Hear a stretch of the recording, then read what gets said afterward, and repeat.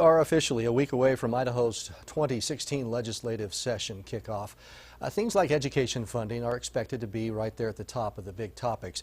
But social issues are also expected to be hot issues, but those can be tough to settle in our State House. Eyewitness News reporter Dennis Valera joins us live from our Pocatello newsroom now. And Dennis, you caught up with one of our local state senators tonight. What's his take on the social issues at the State House level?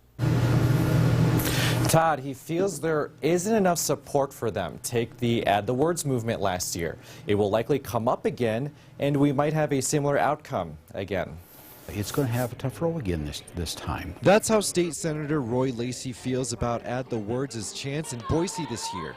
With same-sex marriage legal on a federal level, the LGBT rights debate will likely be a big topic this legislative session, especially since the state's constitution still says only valid marriage is between a man and woman. However, if something does go through, it'll be so watered down it probably won't be worth the paper that it's written on.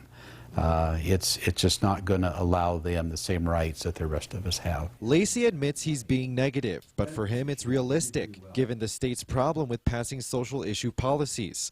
Part of it, he says, is the mentality of the State House. There's a lot of legislators that say, well, you know, let them grab themselves by the bootstraps and pick themselves up. We did when we were young, and all of this kind of things. Another big talker in Idaho, Medicaid expansion.